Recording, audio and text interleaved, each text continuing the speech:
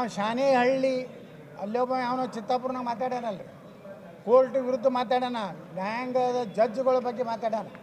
ಇವೆಲ್ಲ ನ್ಯಾಯಾಂಗ ನಿಂದನೆಗಳ ಬಗ್ಗೆನೂ ತನಿಖೆ ಆಗಬೇಕಂತ ಸುಪ್ರೀಂ ಕೋರ್ಟ್ ಹೇಳಿದೆ. ಮತ್ತು ರಿವ್ಯೂ ಮಾಡಲಿಕ್ಕೆ ಮತ್ತು ಹೈಕೋರ್ಟಿಗೆ ಅಧಿಕಾರ ಕೊಟ್ಟಾರೆ.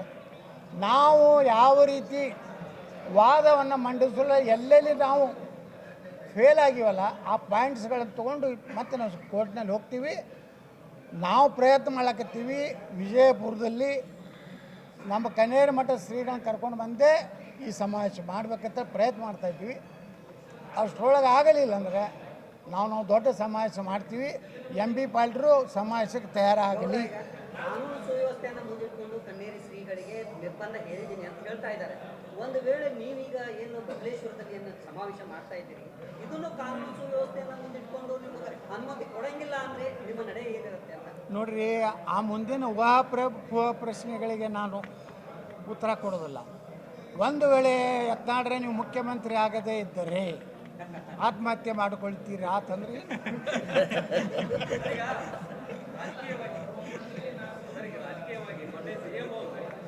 ಹೈಕಮಾಂಡ್ ಮನಸ್ಸು ಮಾಡಿದರೆ ನಾ ಇನ್ನೂ 2.5 ವರ್ಷ CM ಆಗಿ ಮುಂದುವರಿತೀನಿ. ದಿನ 5 ವರ್ಷ ನಾಳೆ CM ಬಂದಿತ್ತು, ಈಗ ಮತ್ತೆ ದಾಟಿ ಚೇಂಜ್ ಆಗಿದೆ. ನಾ ಹೇಳ್ದಲ್ರಿ, ಮಲ್ಲಿಕಾರ್ಜುನ ಖರ್ಗೆ ಅವ್ರ ಪಾಪ ನನ್ನ ಜೀವನದಾಗ ಒಂದು ದಿವಸ ಮುಖ್ಯಮಂತ್ರಿ ಆಗ್ಬೇಕಂತ ಕೂತ್ಬಿಟ್ಟ. ಅವರೇ ಆಗ್ತಾರೆ. ನೀವು ನೋಡ್ತೀವಿ DK ಶಿವಕುಮಾರ್ ಬೇಡ, ಸತೀಶ್ ಜಾರಕಿಹೊಳಿ ಬೇಡ, ಖರ್ಗೆ ಅವ್ರು ಮಾಡೋದು ಲೆಕ್ಕಕ್ಕೆ ಬರ್ತದೆ. ಖರ್ಗೆ ಅವ್ರು ಆಗ್ತಾರೆ. ಮತ್ತು ಪಕ್ಕದಲ್ಲೇ ಮತ್ತು ಅವ್ರಿಗೆ ಏನು ಹೈಕಮಾಂಡ್ ಅದು ಹೇಳಿದ್ದಕ್ಕೆ ಬದ್ದಾಗಿದ್ದತ್ತು ಯಾಕೆ ಹೇಳಕತ್ತಾರಂದ್ರೆ, ಅದಕ್ಕೆ ನಮ್ಮ ಸಿದ್ದರಾಮಯ್ಯ ಸನ್ಮಾನ್ಯ ಮುಖ್ಯಮಂತ್ರಿ ತಮ್ಮ ಜ್ಯೇಷ್ಠ ಸುಪುತ್ರನ ಮೂಲಕ ಒಂದು ಧಮಕಿ ಕೊಟ್ಟರೆ ಏನಂದ್ರೆ ಸತೀಶ್ ಜಾರಕಿಹೊಳಿಯವ್ರಿಗೆ ಎಲ್ಲ ಅರ್ಹತೆ ಇದೆ ಅಂದರೆ ನೀವು ಏನಾದ್ರು DK ಶಿವಕುಮಾರ್ ಮಾಡ್ತಿದ್ರೆ ನಾವು ಸತೀಶ್ ಜಾರಕಿಹೊಳಿ ತೊಗೊಂಡು ಒಂದು 70-80 ಮಂದಿ ಹೊರಗೆ ಬರ್ತೀವಿ ಅನ್ನೋಂಥ ಸಂಕೇತ ಸಿದ್ದರಾಮಯ್ಯನವ್ರಿಗೂ ಹೈಕಮಾಂಡ್ ಕೊಡುವಂಥ ಪ್ರಯತ್ನ ಮಾಡ್ಯಾರ. ಪಾಪ ಅಲ್ಲೇ ನಾನು ಸುಮ್ಮನೆ ರಾಷ್ಟ್ರೀಯ ಅಧ್ಯಕ್ಷ ಮಾಡಿ ಕುಡಿಸಾರ, ಅಲ್ಲಿ ಕೆಲಸ ಇಲ್ಲ, ಬಗಸಿಲ್ಲ, ಯಾವ ರಾಜ್ಯಗಳು ಇಲ್ಲ, ಉತ್ಪನ್ನ ಬರಲಾಗೈತಿ. ಅದಕ್ಕೆ ಮುಖ್ಯಮಂತ್ರಿ ಆಗ್ಬೇಕಂತ ಖರ್ಗೆ ಸಾಹೇಬ್ರತಾರೆ. ಇನ್ನೊಂದು ಕಡೆ DK ಶಿವಕುಮಾರ್ ಮೊನ್ನೆ ಡೆಲ್ಲಿಗೆ ರಾತ್ರೋರಾತ್ರಿ ಹೋಗಿ ಬಂತು, ಯಾವುದೋ ಪ್ರಯೋಜನ ಆಗಿಲ್ಲ. ಆಗೋದಿಲ್ಲ ರೀ. ನೋಡ್ರಿ, ಹೈಕಮಾಂಡದಾಗ ರಾಷ್ಟ್ರೀಯ ಅಧ್ಯಕ್ಷರ ಮುಖ್ಯಮಂತ್ರಿ ಆಗ್ಬೇಕಂತ ಕೂತಾಗ ಯಾವ DK ಶಿವಕುಮಾರ್ ಕೇಳ್ತಾರೆ, ಯಾವ ಸತೀಶ್ ಜಾರಕಿಹೊಳಿ ಕೇಳ್ತಾರೆ. ಇಲ್ಲೇ ಅಡ್ಡಾಡೋದು, ಇಲ್ಲೇ ಬೆಳಗಾವಿದಾಗ ಹೆಂಗಿತ್ತು ಸುತ್ತಾಕತ್ತಾಗ. ಚುನಾವಣೆಗೆ 300 ಕೋಟಿ ರೂಪಾಯಿ ಸಂಗ್ರಹ ಮಾಡಿ ಕೊಟ್ಟಿದ್ದಾರೆ ಅನ್ನುವಂಥದ್ದು ರಾಹುಲ್ ಕೂಡ ಆರೋಪ ಮಾಡ್ತಾ ಇದ್ದಾರೆ. ಯಾರು ಆರೋಪ ಮಾಡಿದಾರೆ? ಯಾರು ಅವ್ರಿಗೆ ಗುರ್ತಿರ್ತೈತ್ರಿ, ಯಾವ್ಯಾವ ಥ್ರೂ ಹೆಂಗೆ ಹೋಗಿರ್ತಾರೆ, ನಮ್ಗೆ ಗುರ್ತಿರ್ತೈತೆ.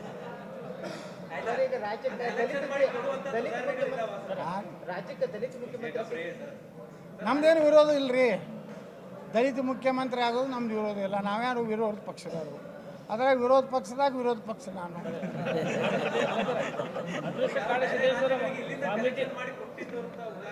ನೋಡಿ ಸರ್, ನಿಮ್ಗೊಂದು ಮಾತು ಹೇಳೆ, ಇದು ಸಹಜವಾಗಿ ಎಲ್ಲ ವ್ಯವಸ್ಥೆ ಕಾಂಗ್ರೆಸ್ನವ್ರು ಮಾಡ್ಕೊತಾರೆ. ಅವ್ರಿಗೆ ಇರೋದೇ ಕರ್ನಾಟಕ ಉತ್ಪನ್ನ ಬರೋದು ಇಷ್ಟು. ನೋಡ್ರಿ, ಅವ್ನು ಯಾರು ಪಪ್ಪಿ ಅಂತ ಹೇಳಿ ಚಿತ್ರದ MLA ಹಿಡಿದ್ರಲ್ಲ, ಅವರ ಇದೇ ಆರೋಪ ಮಾಡಿ ಹಿಡಿದಿದ್ದು ED ಅವರು. 500 ಕೋಟಿ ರೂಪಾಯಿ ನಾನು ಹೈಕಮಾಂಡ್ ಕೊಡ್ತೀನಿ, ನಾನು ಮಂತ್ರಿ ಮಾಡಿರತ್ತೆ ಹೇಳ್ಯಾರತ್ತ ಅನ್ನೋಂಥ ಸುದ್ದಿ ಮೇಲೇ ರೇಡ್ ಹಾಕಿದ್ರು. ಎಷ್ಟು ಹಣ ಸಿಕ್ತು ನಿಮ್ಗೆ ಗೊತ್ತದ. ಹಿಂದೂ ಇಲಿ ಅಂತ ಅನ್ಬೇಕಾಗಿತ್ತೆ ಅನ್ರಿ. ಆ ನಿಟ್ಟಿನಲ್ಲಿ BJPಗೆ ಏನಾದರೂ ತಾವು ಮರಳಿ ಬರ್ತೀರಾ? ಯಾಕಂದ್ರೆ ಇಲ್ಲಿವರೆಗೂ ನೀವು ಮೊದಲಿನ ಇದರಲ್ಲಿ ಅನೇಕ ಜನ BJP ನಾಯಕರ ಜೊತೆ ಕೂತಿರ್ತಾವೆ. ಈಗ ಯಾಕಂದ್ರೆ ಅನೇಕ ಜನ ನಾಯಕರು ಸಹ ನಿಮ್ಮನ್ನು ಇಷ್ಟಪಡ್ತಾ ಇದ್ದಾರೆ. ಆ ನಿಟ್ಟಿನಲ್ಲಿ ಏನಾದರೂ ಮುಂದಿನ ದಿನಗಳಲ್ಲಿ ಬರ್ತೀರಾ? ಹೈಕಮಾಂಡ್ ಏನಾದ್ರು ನಿಮಗೆ ಫೋನ್ ಏನಾದ್ರು ಮಾಡಿತ್ತಾ ಅಂತೇಳಿ? ನೋಡ್ರಿ, ದೇಶನಾಗ ನರೇಂದ್ರ ಮೋದಿಯವರು ಜನರಿಂದ ಆದಂಥ ನಾಯಕರು. ನರೇಂದ್ರ ಮೋದಿಯವ್ರನ್ನ ಯಾರು BJP ಒಳಗಿರೋರು ಅರ್ಧಕ್ಕರ್ಧ ವಿರೋಧ ಇದ್ರು. ಅವಾಗ ದೇಶನಾಗ ಒಂದು ಸಂಚಲನ ಆಯ್ತು ಏನಂದ್ರೆ ನರೇಂದ್ರ ಮೋದಿಯವರು ದೇಶ ಪ್ರಧಾನಮಂತ್ರಿ ಆಗ್ಬೇಕು. ಇದನ್ನು ಯಾರೂ ತಪ್ಪಿಸ್ಲಿಕ್ಕಾಗಲಿಲ್ಲ. 4 ಮಂದಿ ಇರೋರು ವಿರೋಧ ಮಾಡೋರು. ಯೋಗಿ ಆದಿತ್ಯನಾಥರು ನರೇಂದ್ರ ಮೋದಿಯವ್ರ ನಂತರ ಈ ದೇಶದ ಪ್ರಧಾನಿ ಯಾರು ಆಗ್ಬೇಕಂದ್ರೆ ಯೋಗಿ ಆದಿತ್ಯನಾಥರು. ಇದು ಜನರ ಭಾವನೆ. ಹಂಗೆ ಕರ್ನಾಟಕದಾಗ ಈ ಭ್ರಷ್ಟ ಸರ್ಕಾರ ಹೋದ ಮೇಲೆ ಯತ್ನಾಳೆ ಮುಖ್ಯಮಂತ್ರಿ ಆಗ್ಬೇಕು ಅನ್ನೋದು ಈ ರಾಜ್ಯದ ಜನರ ಭಾವನೆ. ರಾಜ್ಯದ ಜನರ ಭಾವನೆಗೆ ಹೈಕಮಾಂಡ್ ಒಪ್ಕೋತ ತಿಳ್ಕೊಂಡಿನಿ. ಒಪ್ಕೊಳ್ಳಿಲ್ಲ ಅಂದ್ರೆ ನನ್ನ JCB ಪಾರ್ಟಿ ರೆಡಿನೇ ಐತಿ. ಹೈಕಮಾಂಡ್ ಏನಾದರೂ ಫೋನ್ ಮಾಡಿಲ್ಲ? ಸಂಪರ್ಕ ಮಾಡಿದ್ದ ನಾನು ಯಾರ ಸಂಪರ್ಕ ಹೋಗಿಲ್ಲ, ಪಾಪ ಅವ್ರು ಯಾರೂ ಸಂಪರ್ಕ ಬಂದೇ ಇಲ್ಲ. ಯಾಕಂದ್ರೆ ಅವ್ರಿಗೀಗ ನಮ್ದು ಅವಶ್ಯಕತೆ ಇಲ್ಲ. ಅವ್ರಿಗೆ ಅವಶ್ಯಕತೆ ಯಾವಾಗ ಬರ್ತೈತಿ 2027ಕ್ಕೆ ಗೋವಾ ಚುನಾವಣೆಯಿಂದ ನನ್ನನ್ನು ನಾಳೆ ಗೋವಾಕ್ಕೆ ಹೊಂಟೀನಿ. ನಾನು ಗೋವಾದ ಪಾರ್ಟಿದಿಂದ ನನಗೊಂದು ಸಂದೇಶ ಬಂದೈತಿ, ನೀವು 2027 ಚುನಾವಣೆಗೆ ನಮ್ಮ BJP ಪರವಾಗಿ ಬರೆಯಬೇಕಂತೇಳಿ. ಯಾಕಂದ್ರೆ ಕರ್ನಾಟಕ ಜನ ಭಾಳ ಇದ್ದಾರೆ, ನಿಮ್ಮ ಅಪೇಕ್ಷೆ ಪಡ್ತಾ ಇರೋದು ಅದೇ ಉದ್ದೇಶದಿಂದ ನಾಳೆ 2ನೇ ತಾರೀಕಿಗೆ ನಾನು ಹೊಂಟೀನಿ. ಇಲ್ಲಿ ಬಿಜೆಪಿ ಹೆಂಗೆ ಮದ್ದೂರಿನಾಗ ಮನೆ ಕರೆದ್ರಲ್ಲ ಕಾರ್ಯಕರ್ತರು, ಮದ್ದೂರಿನಾಗೆ ನನ್ನ ಜಾತಿ ಇದ್ದಿಲ್ಲ, ಏನೂ ಇದ್ದಿದ್ದಿಲ್ಲ, ಅಲ್ಲಿ ಹಿಂದುತ್ವನೂ ಇರಲಿಲ್ಲ. ಮದ್ದೂರಿನಾಗ ನಾವು ಹೋದಾಗ 20,000 ಜನ ಸೇರಿದ್ರು. ಮನೆ ಕೆರೆಗೌಡಕ್ಕೆ ಹೋಗಿದ್ದೆ ಮಂಡ್ಯ ಸಿಟಿ ಒಳಗೆ 4-5 ಕಿಲೋಮೀಟ್ರ್ ನನಗೆ ಮೆರವಣಿಗೆ ಮಾಡಿದ್ರು. ಈ ಗೋವಾದವ್ರು ಕರಿಲಕತ್ತಾರ. ಮೊನ್ನೆ ಮಹಾರಾಷ್ಟ್ರ ಚುನಾವಣೆದಾಗ ನಾ ಬಾರ್ಡ್ರ್ ನಾನೇ ಅಡ್ಡಾಡೀನಿ, ಪೂರ್ತಿ ಅಕ್ಕಲ್ಕೋಟ್ ಹಿಡಿದು ಜತ್ತತನ ಎಲ್ಲ ಬಾರ್ಡ್ರನ್ನ ನಾನೇ ಅಡ್ಡಾಡೀನಿ. ನನ್ನ ಸಭೆಗೆ 10,000 to 15,000 ಜನ ಸೇರಿದ್ರು. ಈ ಗೋವಾದಾಗನೂ ಒಂದು ಪರಿವರ್ತನೆ ಆಗ್ಲಕತ್ತೈತಿ. 2027 ಚುನಾವಣೆ ಇದೆ. ಅಷ್ಟರೊಳಗೆ ಹೈಕಮಾಂಡದವರು ಒಂದು ನಿರ್ಣಯ ಮಾಡ್ತಾರೆ. ಮಾಡಲಿಲ್ಲ ಅಂದರೂ ನಂದು ರೆಡಿ ಇಟ್ಕೊಂಡಿನಿ. JCB ಪಾರ್ಟಿ ಬಯಲ ಎಲ್ಲ ಪಾರ್ಟಿ ರೆಡಿ ಐತಿ. 28ಕ್ಕೆ ಮುಖ್ಯಮಂತ್ರಿಯಾಗಿ 11 JCBಗಳ ಪೂಜೆ ಮಾಡಿ ಜ್ಞಾನಪೂರ್ಣಂ ಜಗನ್ಜ್ಯೋತಿ ಹಾಡಿ ಮುಖ್ಯಮಂತ್ರಿ ಕಚೇರಿ ಒಳಗೆ ಹೋಗ್ತೀನಿ. ಆ ಪಾರ್ಟಿಯಾಗಿದ್ದರೂ ಹೋಗ್ತೀನಿ, ಪಾರ್ಟಿಯಾಗಿ ಇರ್ಲಿಕ್ಕಂದ್ರು. JCB ಅಂದ್ರೆ ಜೆ ಅಂದ್ರೆ JDS, ಅಲ್ಲಿ ನಾರಾಜಾದವ್ರು ನಮ್ಮ ಕಡೆ ಬರ್ತಾರೆ. ಸಿ ಅಂದ್ರೆ ಕಾಂಗ್ರೆಸ್, ಅಲ್ಲೂ ಒಳ್ಳೆಯವರು ಅದಾರ, ಅವರು ನಮ್ಮ ಪಾರ್ಟಿಗೆ ಬರ್ತಾರೆ. B ಅಂದ್ರೆ BJP, ಅದೇ ಒಂದು ದೊಡ್ಡ ಪಾರ್ಟಿ ಆಗ್ತದೆ. ಎಲ್ಲ ಕಡೆ 30% ತೊಗೊಳ್ತೀನಿ. 10% ರಾಜಕೀಯ ಮಾಡಲಾರ ಹುಡುಗರು ತೊಗೊಂಡ್ರೆ ಆ ಪಕ್ಷ ಕಟ್ತೀನಿ. ಈಗ ಒಂದೊಂದು ವಿಧಾನಸಭೆ ಒಳಗೆ 4-5 ಮಂದಿ ಟಿಕೆಟ್ ಬರ್ತಾರಿಲ್ರಿ. BJPಯಾಗ ವಿಜಯೇಂದ್ರ ಯಡಿಯೂರಪ್ಪ ಇದ್ದಾರೆ, ಏನು ಮಾಡ್ತಾರೆ, ಅವ್ರು ರೊಕ್ಕ ತೊಗೊಂಡು ಅವ್ನು ಟಿಕೆಟ್ ಕೊಟ್ಬಿಡ್ತಾರೆ ವೀಕ್ ಕ್ಯಾಂಡಿಡೇಟಿಗೆ. ಅವಾಗ ಚಲೋ ಸ್ಟ್ರಾಂಗ್ ಕ್ಯಾಂಡಿಡೇಟ್ ಇರ್ತಾನೊಬ್ಬ, ಅವ್ನು ತಂದು ನಿಂದಿರಿಸಿಬಿಡ್ತೀನಿ. ಇಷ್ಟೇ ಐತಿ, ಈ ಸಿಂಪಲ್ ಫಾರ್ಮುಲಾ ಐತಿ. ಈಗ ಪಾರ್ಟಿ ಕಟ್ಟಿದ್ರೆ ಯತ್ನಾಳ್ ಸಕ್ಸಸ್ ಆಗೋ ಸಾಧ್ಯತೆ ಇದೆಯಾ? ಇಂದಿನ ವಿಶೇಷ. ನೀವು ಹೊಡಿತಿರ್ತೀರಿ, ಹೊಡ್ಕೊತೀರಿ. ನೀವೇನು ಹೊಡಿತೀರಿ? ಯತ್ನಾಳ್ ಏನು ಯಶಸ್ವಿ ಆಗಬಹುದಾ? ಸಂಜೆ 6 ಗಂಟೆಗೆ ನೋಡಿರಿ. ಅಟ್ರಾಗೆಲ್ಲ ಕಾಂಗ್ರೆಸ್ ಫೋನ್ ಬರ್ತೈತಿ, BJP ಫೋನ್ ಬರ್ತೈತಿ, JDS ಫೋನ್. ನೋಡು ಬ್ರದರ್, ನೋಡೋಣ, ನೀವೇನು ದಯವಿಟ್ಟು ಯತ್ನಾಳ್ ಹೈಲೈಟ್ ಮಾಡ್ಲಿಕ್ಕೆ ಹೋಗಬೇಡ್ರಿ. ನಮ್ಮ ಮನುಷ್ಯ ನಿಮ್ಮ ಕಡೆ ಬರ್ಲಾಕತ್ತಾನ. ಆಟೋತನ ಮತ್ತೆ ಇದು ಚೇಂಜ್ ಮಾಡ್ತಾನೆ ಸ್ಕ್ರಿಪ್ಟ್. ಹಿಂಗೆ ಸ್ಕ್ರಿಪ್ಟ್ ಚೇಂಜ್ ಮಾಡಿ.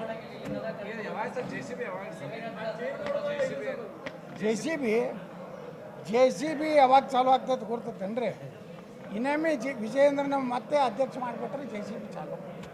ಈಗ ಅನೌನ್ಸ್ ಆಗಿಲ್ಲ, ಈಗ ಅಧಿಕೃತವಾಗಿ ಆ ಅನೌನ್ಸ್ ಆದ ಮರುದಿವಸ ಚಾಲು ಹೊಸ ರಾಜಕೀಯ ಪಕ್ಷ. ಕೆಲವೊಂದು ನಿಮ್ಮದೇ ಅಲ್ಲ, ನೀವು ಹಿಂದೆ BJPಯಲ್ಲಿ ಇದ್ದಾಗ BJPಯಲ್ಲಿದ್ದಂಥ ಭಾಳಷ್ಟು ನಾಯಕರು ಮಕ್ಕಳು BJP ಕರ್ಕೋಬೇಕು, ನಾವು ಹೈಕಮಾಂಡ್ ಮನೆ ನಿಮಗೆ ಹೇಳ್ರೆ ನಮ್ಮ ಬಿಜಾಪುರ 8 ಮಂದಿ MP ಅದಾರೆ, 25 ಮಂದಿ ಇದ್ದಾರೆ.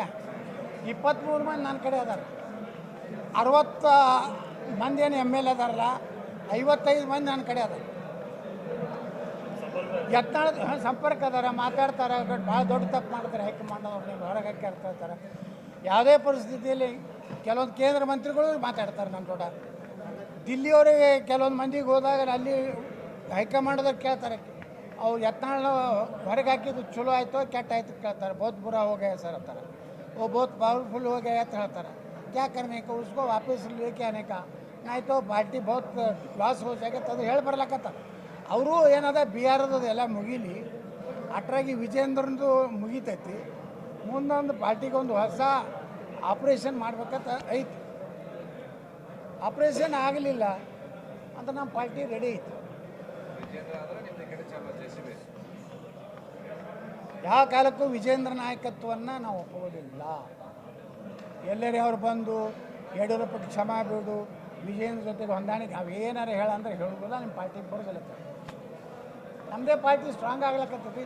ನಿನ್ನೆ ಭಗತ್ಯದ ಕಾರ್ಯಕ್ರಮ 20,000 ಮಂದಿ ಕೂಡಿತು. ನಾನು ದಾಬಾ ಕರ್ಕೊಂಡು ಹೋಗಿನ, ಗಾಡಿ ಕಳಿಸಿನ, ಊಟ ಮಾಡಿಸಿ, ಏನೂ ಇಲ್ಲ.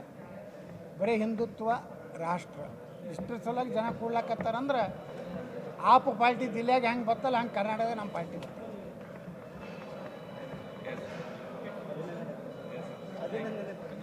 Thank you sir. ನೀವೆಲ್ಲ ಅಭಿನಂದನೆ ಕೊಳ್ಳಕತ್ತೀರಿ ಅಂದ್ರೆ ನಂದು ಗ್ಯಾರಂಟಿ ಮುಖ್ಯಮಂತ್ರಿ ಆಗ್ತದೆ.